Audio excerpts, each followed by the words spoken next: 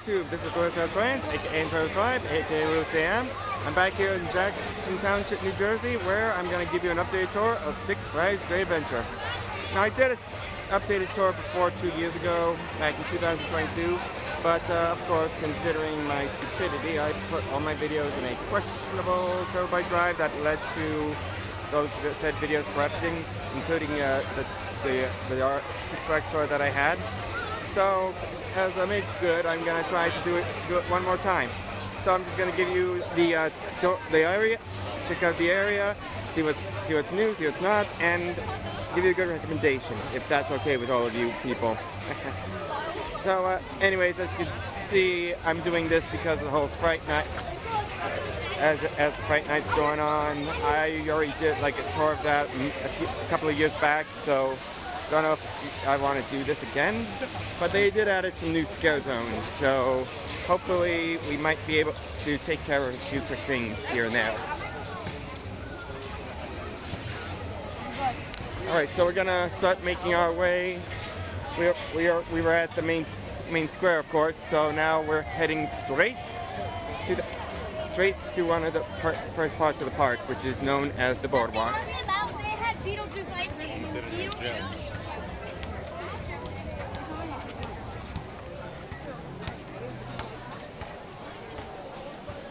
Of course, next to here is the ever popular Houdini's Great Escape. Surprising it's still around even to this day. Last time I went on that was back in 2003, 2002, I guess. And it's been about over 20 years and it's still there.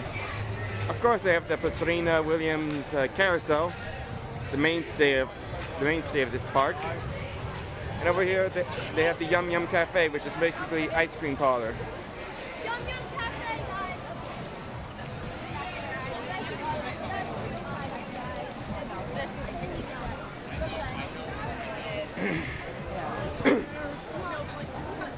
Now we're fast approaching the boardwalk, and where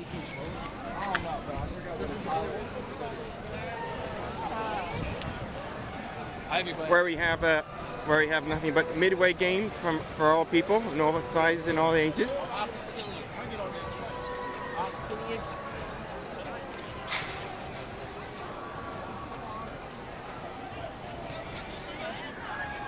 I might pass on a few rides here and there, by the way, so forgive me if I don't go to anywhere close to most of these said rides.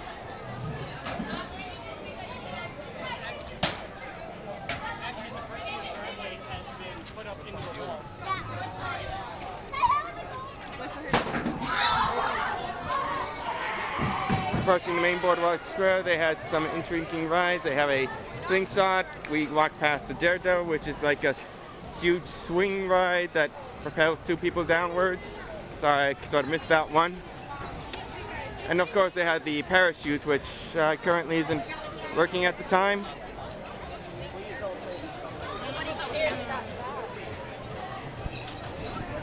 You see all the midway games and what they got.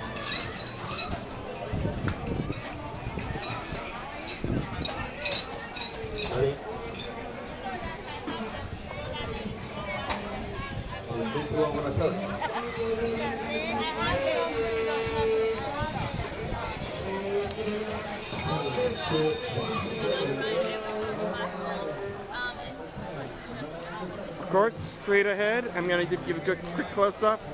We have two DC rides. First one, of course, is Superman's Ultimate Flight. The second one across the way is their Green Lantern one. While I do want to go down to those two places, I'm afraid I couldn't because it's a bit too far off, and I don't want to be. And I just want to cover the entire park from left to right, and going back and forth with a camera that lasts 8 minutes and all could be a bit of a pain in the ass. But hey, it is what it is. All right, but I can show you some of the tracks, anyways, on what the coasters look like. Of course, they got Twister here, which is basically a twisting ride, which, strangely enough, has somewhat of a country theme to it. Definitely not related to the Twister movie, that's for sure. Okay, so we're fast approaching the Golden Kingdom. This is their extreme section, but basically it's mostly a mini zoo with theme park rides. And of course, the main attraction is Kurika, which unfortunately at the time of this recording, they seem to be having some technical issues, which I'm kind of okay with it, considering I'm not into those types of rides.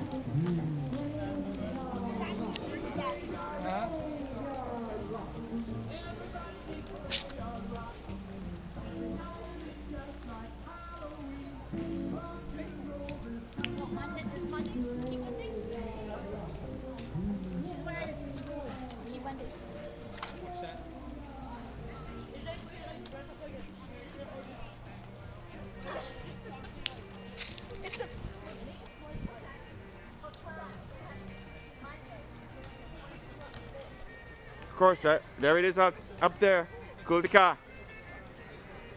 Now I think they used to have a big drop tower, but unfortunately they kind of shut that place down a while back, so definitely we can't do that. But they still have that coaster, but it has technical difficulties, which from what I've been hearing, they're planning to shut it down in the near future. Gotta admit, with quite the aggressiveness and the extreme ride factor, it does seem a little uptake in a certain fashion. Difficult to maintain too, so guess that's nothing they can do about it now, can they? Let's continue. Kingdaka, right? It's Kingdaka, makes sense. All right, continuing on walking down. We're gonna pass by Wild Walkway, and from there we'll get to the next batch of rides.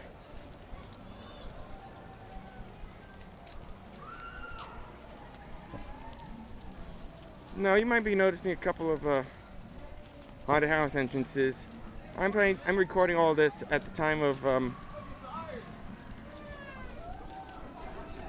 before the whole Halloween event begins, which is currently 5:02, just about around an hour before they start. So yeah, just gonna have to make the best of it in a way.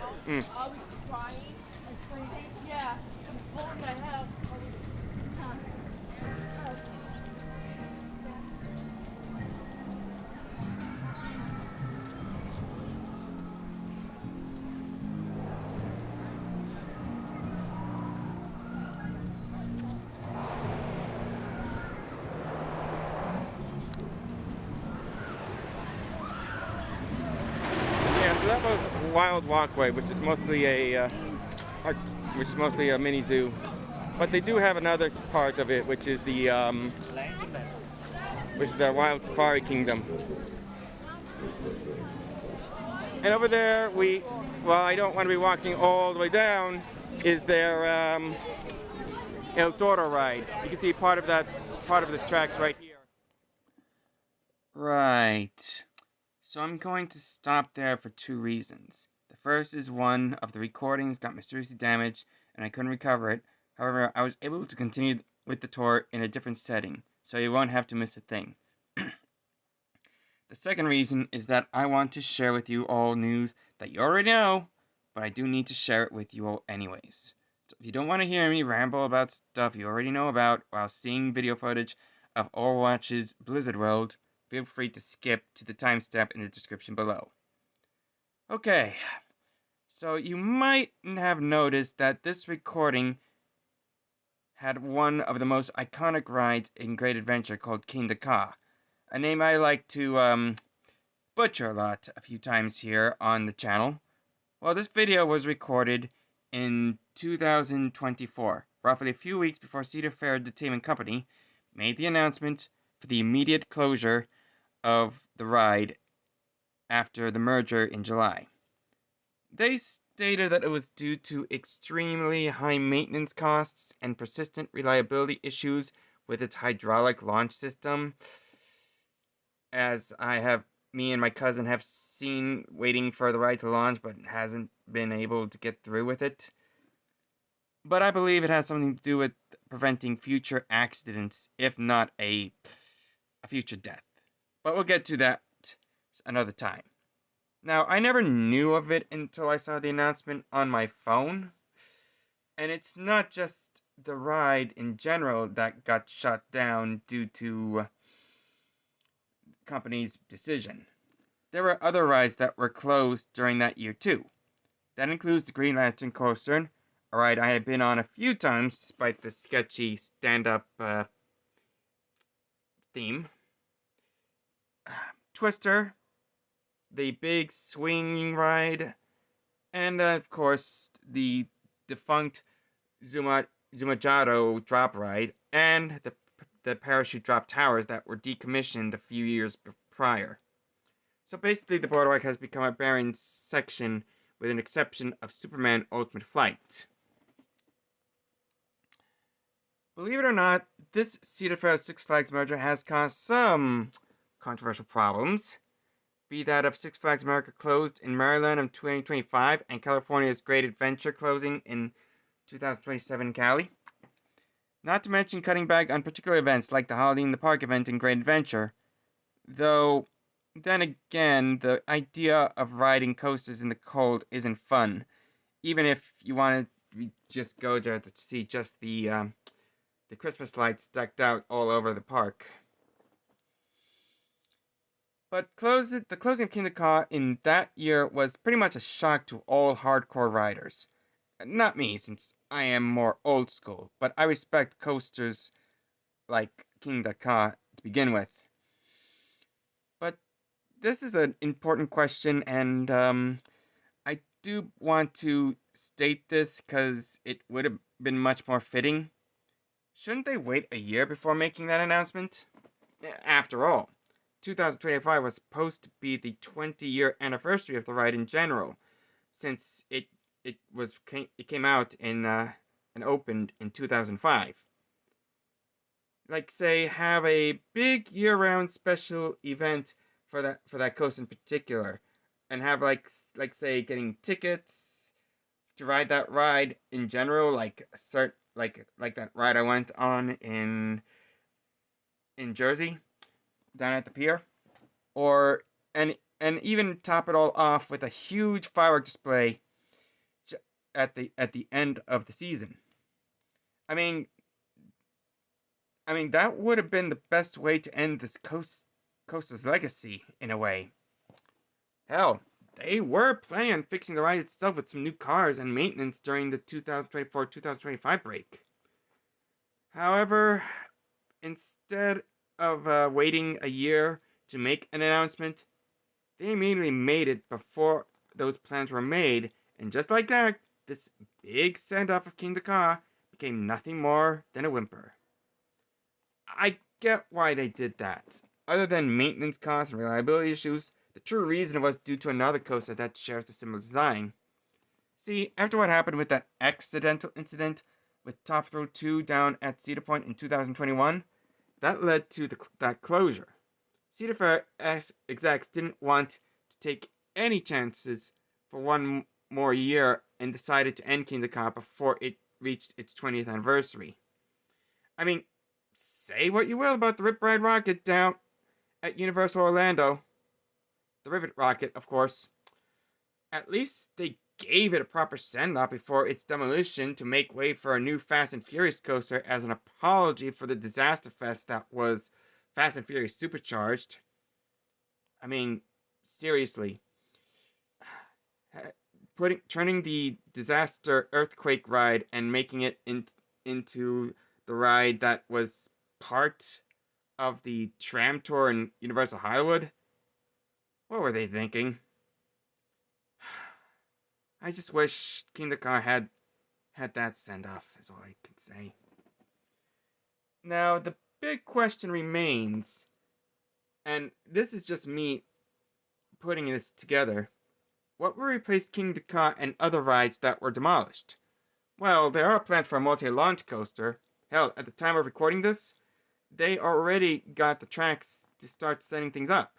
But even so, how will it live up to the legacy ride like Ka? I mean, That was the coaster that ended all coasters. Hell, it's the first thing you see when entering Great Adventure. How will this new ride live up to Kingda Ka's legacy? Not to mention that the ride will be finished in 2027, so what do we do in the park now that Kingda Ka's gone and the park itself is more empty than before? Maybe the Flash Coaster, but that's a small coaster compared to what Ka is. Maybe we have to wait and find out next year. But we are going to see to believe. Oh, and before we continue, I did mention I was supposed to do a tour of the Fright Fest with the scare zones and the like. Not the haunted house, given that you need permission for that shit. But I couldn't do it. See, as I stated in this video, I had my cousin Robert visiting and wanting to partake in ComicCon that year. And while he wanted to do a 4-day event, he can only get Thursday, Friday, and Sunday. And with an extra day, and given that I don't want him to go around New York City, given current circumstances, I thought I'd decide to take him to Six Flags to go on a few rides and partake in the Halloween event. Of course, some haunted houses took a while, and yes, we did get scare passes to cut the lines. However, one took a while because someone got injured in the Already Dead house, and we had to leave to go to another. Combine that with the fact that the bus was supposed to take us back to New York at 10, and now 12, and you have a conflict of forces that do not partake in those haunts. At least I was glad that he enjoyed himself both in Comic-Con and Six Flags, so I expect Comic-Con 2024 tour soon. Also, you might get to see him in one of the arcade tours at Six Flags. Guess we'll have to wait and see. Okay guys, I'm back. Sorry if there was a bit of a skip, but somehow the video I recorded got a little corrupted. So I'm just gonna make what's due right now from this angle. So let me just continue on. Over here we have the Medusa, which was once known as Bizarro, but they refurbished it for the next for the Western theme for some reason. Regardless, it does look like it's kind of cool. Anyways, let's just continue on from this angle, just so we can be at the ready. You see that? I still don't know what went down, but maybe something happened. I have no idea.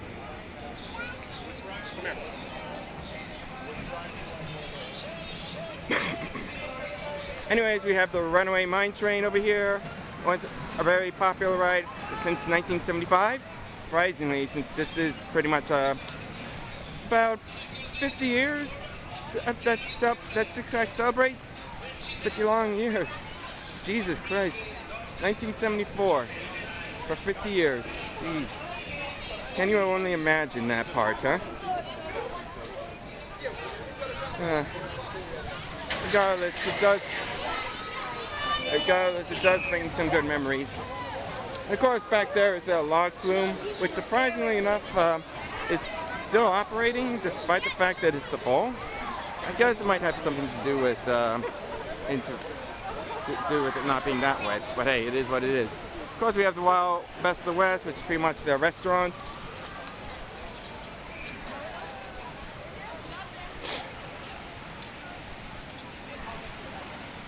And of course, they're in the middle of their own haunt stuff as well in this place, known as Exile Canyon. The sun's a little gleaming because it's setting, but we'll do whatever we can.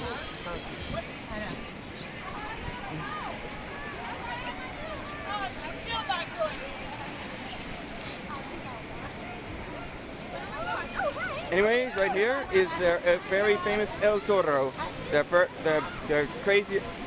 extreme wooden roller coaster. Oh, I always enjoyed this one. Even it could get a little rackety, and there were reports of minor accidents. It's still operating in exceedable levels, and people are still enjoying it. So it's definitely something worth mentioning.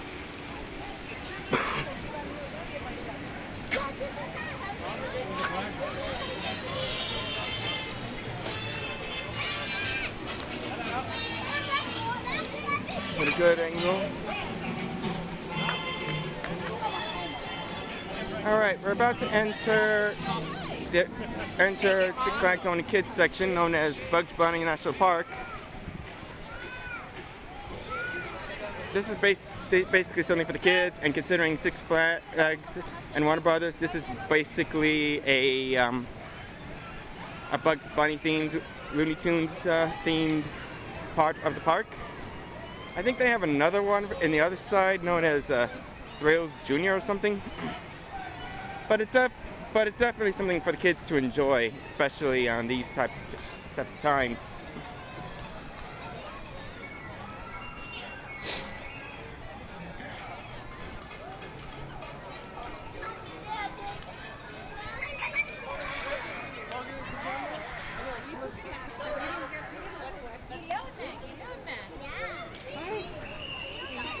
Lot of interesting kiddie rides too, so you gotta admit, you gotta do something for the little ones. Am I right? Am I right? I'm right.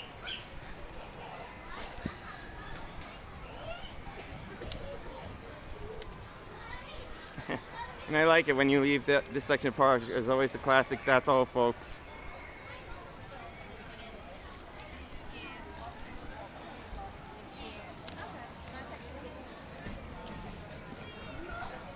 Okay, we're continuing onwards. Of course, this is their little tent square where you have shops, arcades, and the like.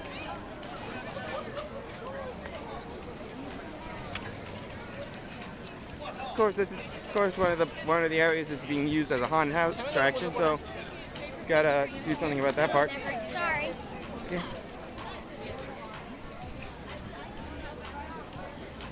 And of course, there's the arcade, which I did a tour of not too long ago. So stay tuned for that one.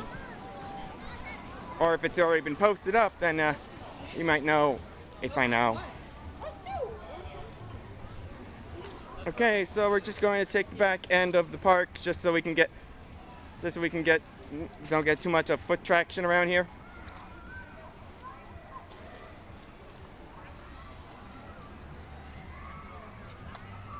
I remember this used to have been part of the Fright Fest thing. It was a haunted cemetery, but now they're adding like a few other extra things left and right. Stuff such as,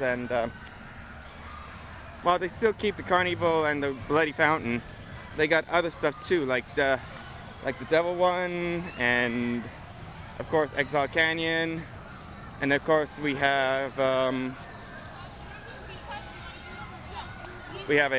Pirates themed one, which I got to admit is quite something in a way.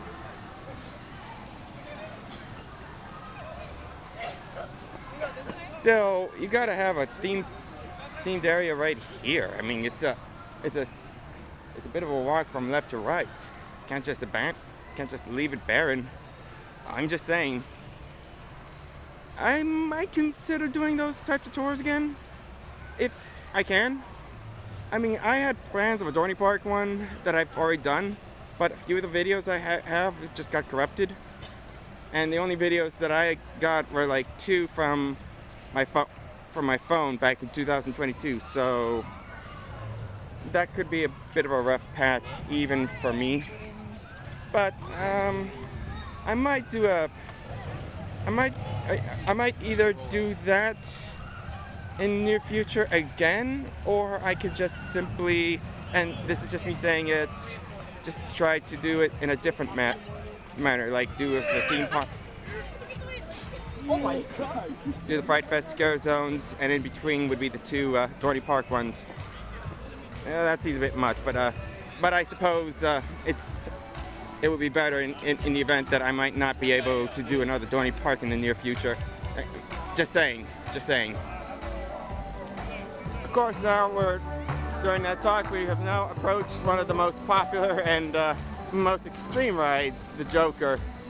Now, I'm not much of a fan of these types of coasters, more of the drop loops and corkscrews guy myself, but it's definitely one of those types of coasters that a lot of people would enjoy.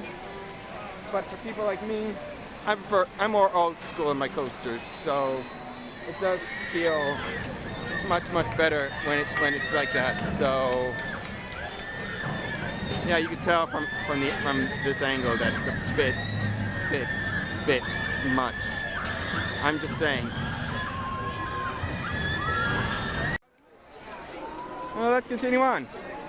All right, we're heading back to the main square, but over here they're doing a Oktoberfest event because it's October, where you can have pretzels, bratwurst, beer, whatever you prefer. And of course, you can't have a Six Flags without the elusive and popular Six Flags bus with the old guy dancing around.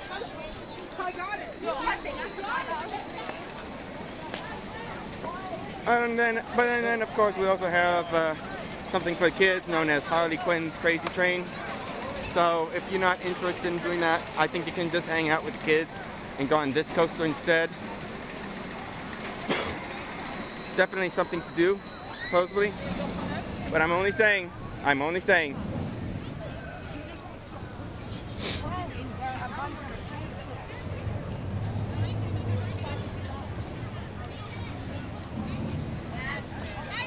Alright, continuing onward, we have another area that's based around the pirates, sort of. Because we have Buccaneers, which is like a swinger. We have Washbuckler, which is mostly a spinning ride. Air Jumbo, which I don't think is related to pirates in a way. And on certain occasions, we can count on yeah, that's it. Just 2 more rides. On the Jolly Roger, which is a spinner.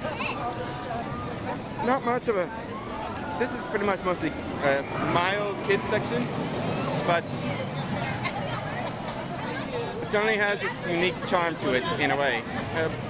I'm just only saying it as it is.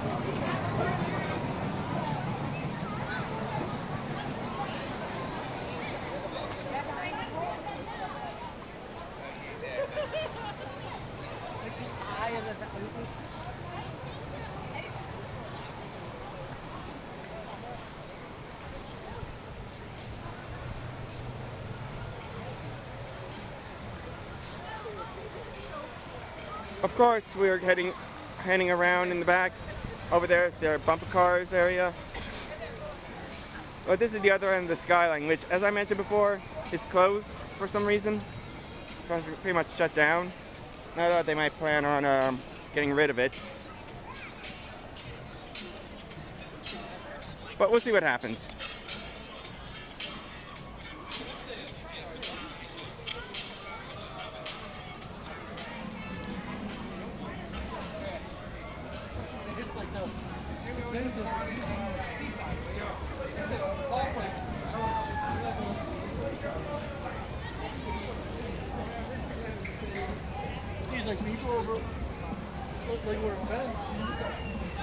Looks like they have their REP lounge right there. Guess it's for the VIPs, supposedly. But hey, it is what it is, right? Of course, we have this restaurant here known as Granny's. Don't know if it's like Granny Smith or just Granny from Looney Tunes or just some restaurant, but yeah, I suppose it makes sense. And of course, right here is their ever-famous Skull Mountain, which, from what I've been hearing, they're planning to close this one down as well. I don't see much of waterfalls now, but even if it's true, it adds a good longevity. Problem was, it's pretty much a dark coaster, and it doesn't give you much of what you're looking at. But hey, it is what it is, and to be honest, I'm okay. I'm okay if it's replaced something else. Maybe a new DC ride or anything, whatever. Now we're about to enter Junior Thrill Seeker, which is like extreme rides for little kids in a way. They have like a couple of unique rides here. Of course, one of their more popular attractions, and at least this is just me saying it, is their Jersey Devil Jr. right down there. I guess it's something that kids aren't ready to partake in a way, at least from what I could put together. Still, I think it's okay to just have a different type of coaster around here somewhere, in a way. But of course, there's always this beauty right down there. If I can get you a good angle, that is.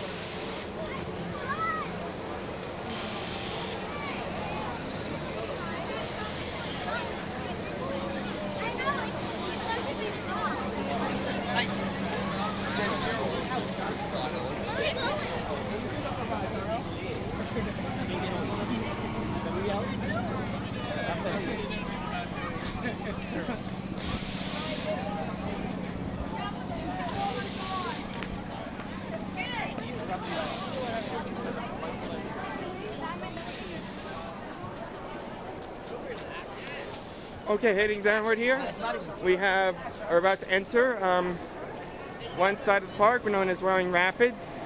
And over there we have Pine Barrens, home of the Jersey Devil, which they have their little devil theme here.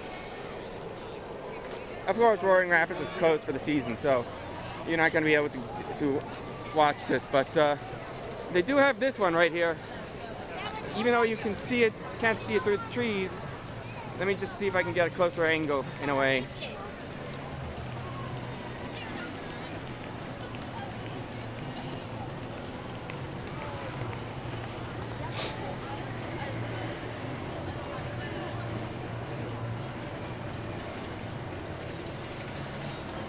Yeah, right here. This is it, the Jersey Devil. Basically, it's one of their thin track coasters, which you got to admit is quite an exhilarating and fantastic ride. Basically, it's just one track, and it's always going to have its special charm. And yeah, it's definitely something worth riding. I went on this one before, and it does have its unique good figure in case if anyone's interested in going on it. Perhaps it's time we head on down to the next part of the park. Alright, we're leaving the Jersey Devil now, and now we're approaching this big beauty over here known as Nitro, one of the biggest steepest coasters in Jersey. Believe me, I've been on the Steel Force in Dorney Park, and while it does have its unique drop, it doesn't compare to the one that this beauty right here goes up and down. It goes into elusive curves. Always a fun experience, even for someone like me.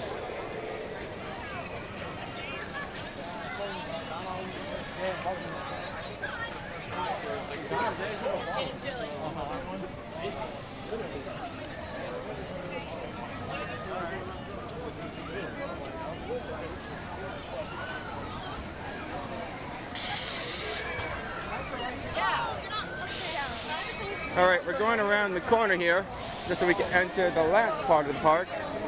Oh, sorry.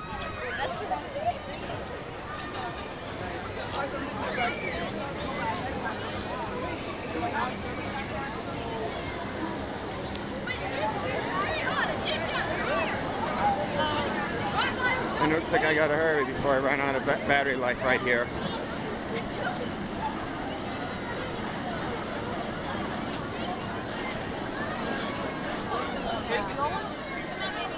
Take it.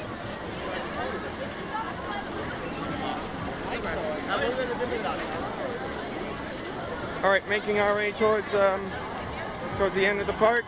We're about to approach what is known as Movie Land, which is basically a movie-based theme, but currently right now it's starting to become more and more like a DC superhero land. So we still have that Studio 28 arcade over here, which I did a tour of just today, so be expecting to see that, or if you already saw it. Hope you liked it. So over there we have the very famous Batman the Ride.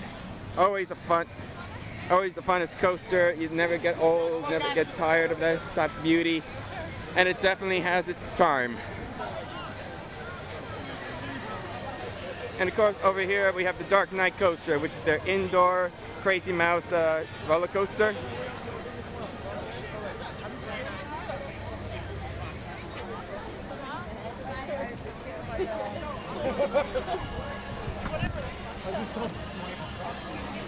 They got their food stand over here for people to enjoy a good meal.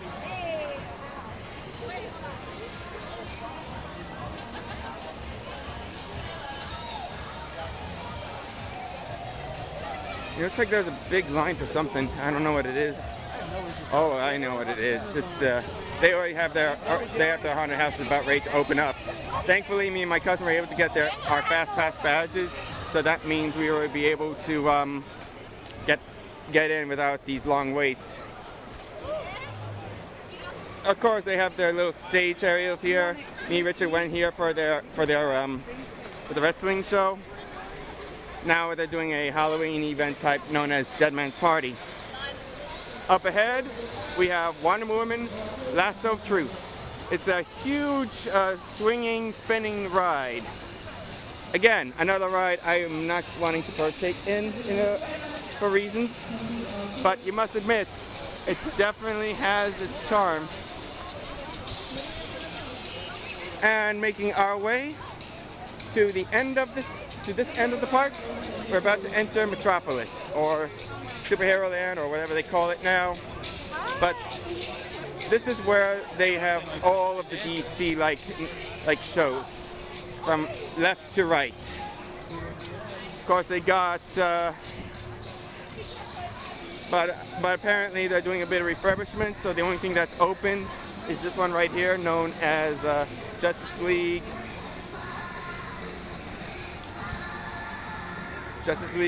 Battle for Metropolis, with its elusive Hall of Justice.